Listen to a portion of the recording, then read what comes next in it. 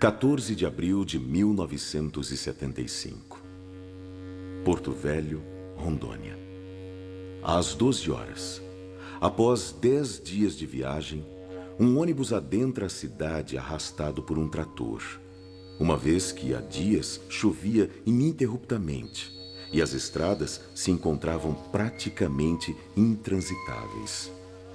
Dentro dele, um jovem de 25 anos, Joaquim José de Andrade Neto, proveniente de Campinas, São Paulo, chega ao seu destino. Com o objetivo de comungar o chá, que chamam pelo nome de Oasca, ele empreendeu essa viagem de 4.000 quilômetros a fim de viver a que seria a experiência mais forte de sua vida. E apesar de já pressenti-la há muitos anos, não poderia sequer imaginar o que o aguardava. De uma coisa tinha certeza: que uma força estranha até ali o conduzira, guiando-o através de sua estrela interior. 17 de abril, às 20 horas, tem início uma sessão extra, marcada especialmente para atender o peregrino recém-chegado. Recebe ele, então, das mãos do principal discípulo do mestre José Gabriel da Costa, o mestre João Ferreira de Souza, que respondia na época pela representação do mestre, seu primeiro copo de vegetal, o qual lhe permitiu ser iniciado nos mistérios e encantos da Oasca. Havendo já bebido o fogo líquido, e à medida que vinham sendo trazidas as chamadas pelo dirigente da sessão, o então jovem buscador começou a deslocar-se espiritualmente ao astral superior.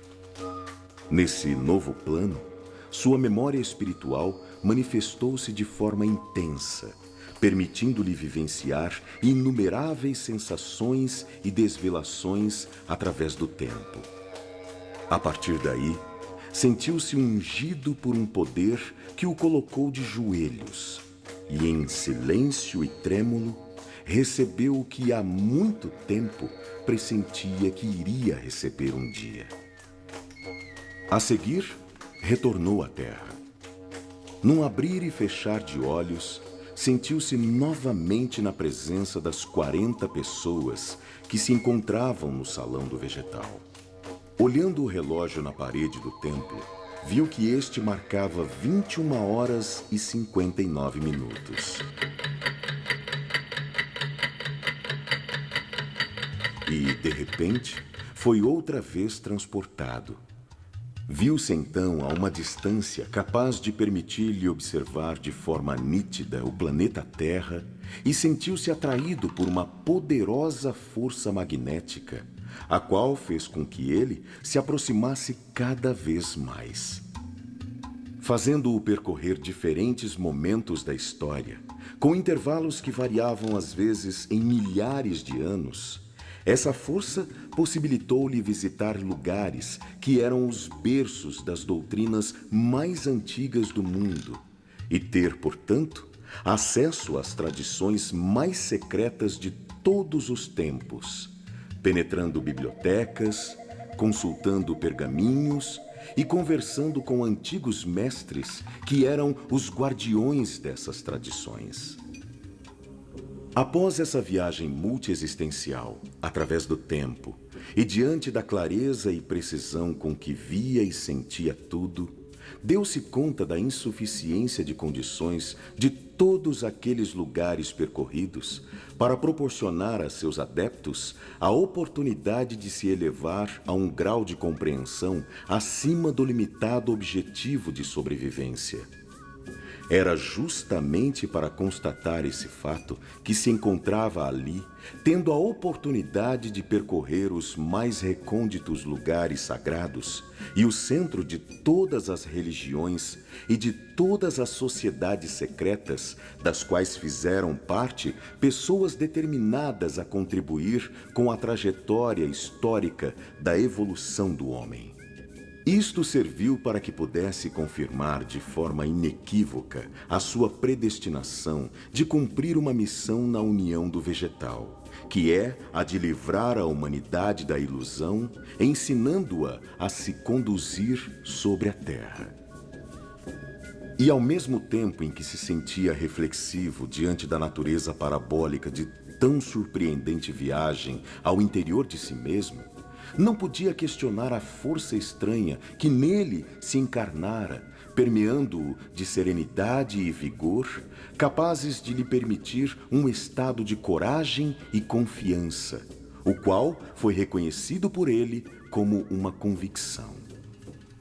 Apesar de ter encontrado em todas as doutrinas que lhe foram apresentadas fragmentos capazes de representar alguma utilidade real e que constituíam uma pequena contribuição para a evolução humana, em nenhum deles o mestre pôde reconhecer o que sentia pulsar insistentemente em seu interior. O arquétipo de ordem e harmonia que ele via como um filme sendo projetado em seu espírito. E ao mesmo tempo em que derramava lágrimas, emocionado por estar vivenciando um momento tão sagrado, sentia-se frustrado diante de sua aparente impotência para realizar a vontade da voz, imponente como ele nunca havia ouvido igual, a qual simplesmente ordenava, num tom que não lhe permitia duvidar de seu poder de fazer acontecer tudo o que ela estava ordenando, que ele realizasse no plano físico exatamente o que naquele momento via e sentia espiritualmente. Levantando sua cabeça, que se encontrava apoiada à mesa, o mestre olhou uma vez mais para o relógio do templo e constatou, atônito, que ainda faltavam alguns segundos para as 22 horas. Ou seja, que tudo havia acontecido em menos de 1 minuto. E pensando na responsabilidade que receber tudo o que estava recebendo implicava, deparou-se então com outra voz, a qual, por ser completamente diferente da anterior, não poderia ter a mesma origem. Tratava-se de um questionamento mental, por meio do qual o mestre se viu inquirido a respeito das implicações inerentes à autoridade de que começara a sentir-se investido e sobre os obstáculos e provas que já previa lhe estarem reservados.